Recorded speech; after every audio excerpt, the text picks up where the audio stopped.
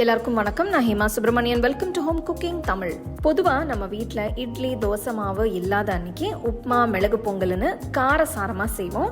இன்னைக்கு நல்ல கலர்ஃபுல்லாக நல்ல டேங்கியாக ஒரு டிஃபின் செய்யலாமா? இது தக்காளி பொங்கல். வாங்க எப்படி செய்யறதுன்னு பார்க்கலாம். தக்காளி பொங்கல் செய்ய முதல்ல நம்ம தக்காளியை அரைச்சு பியூரே பண்ணிக்கலாம். இந்த ரெசிபிக்கு நல்ல ஃப்ரெஷ்ஷான பழுத்த தக்காளியை எடுத்துக்கோங்க. அப்போதான் டேஸ்ட் நல்லாயிருக்கும். 4 தக்காளியை கட் பண்ணி ஒரு மிக்சர் ஜாரில் சேர்த்து நல்லா ஸ்மூத்தாக அரைச்சிக்கலாம். அரைச்ச விழுத ஒரு பவுலுக்கு மாற்றி வச்சிருங்க. இந்த பொங்கல் செய்ய நான் 1/2 கப் அளவுக்கு பாசி பருப்பு எடுத்திருக்கேன். இது 125 ml கப் மெஷர்மெண்ட்ல இருக்கும். பேனில் பருப்பு சேர்த்து ஒரு 2 நிமிஷம் ஸ்டோவை லோ ஃப்ளேம்லேயே வச்சு ரோஸ்ட் பண்ணுங்க. இப்படி லேசாக வறுத்து சேர்க்கறதால பொங்கல் நல்ல வாசனையாக இருக்கும். 2-3 நிமிஷம் நல்லா வரப்பட்டு வாசனை வந்ததும் ஸ்டோவ்லேருந்து இறக்கி ஒரு பவுலுக்கு மாற்றி வச்சிடலாம்.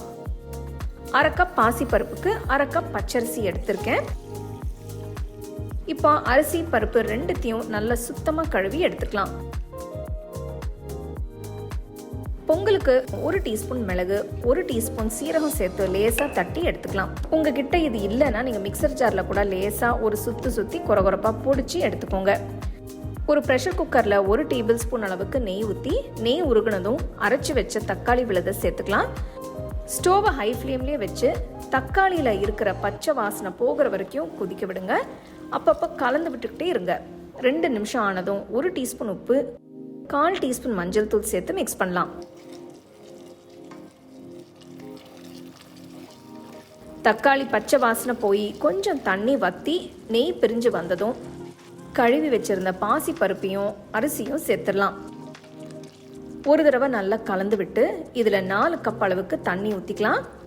நம்ம 1/2 கப் பருப்புக்கு 1/2 கப் அரிசி சேர்த்துருக்கோம். இதுக்கு தண்ணி 1:4 ரேஷியோவில் சேர்க்கணும்.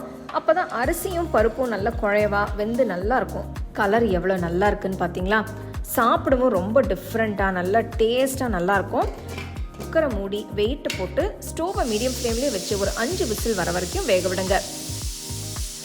5 விசில் வந்ததும் ஸ்டோவை ஆஃப் பண்ணிட்டு ஒரு சின்ன தாளிப்பு பேனில் 2 டேபிள் ஸ்பூன் அளவுக்கு நெய் சேருங்க.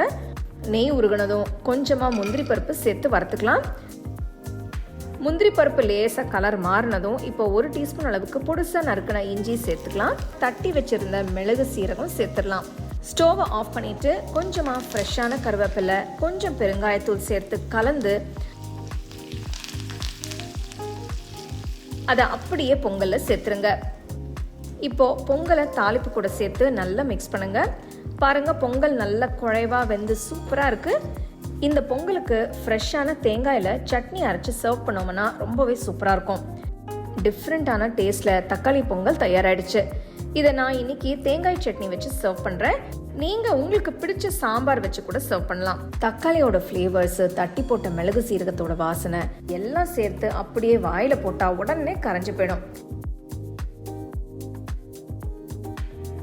அருமையான தக்காளி ஃப்ளேவரோட இந்த தேங்காய் சட்னி வச்சு சாப்பிடும்போது தக்காளி பொங்கல் வேற லெவலில் இருக்குங்க. ஸோ கண்டிப்பாக ட்ரை பண்ணி உங்கள் ஃபேமிலி ஃப்ரெண்ட்ஸோட ஷேர் பண்ணிக்கோங்க.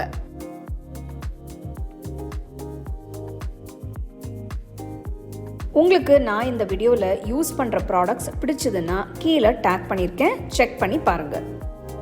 டீட்டெயில்டான ரெசிபிக்கு homecookingshow.in வெப்சைட்டை செக் பண்ணுங்கள். The second edition of the home cooking book is now available on Amazon as well as on shop.homecookingshow.in.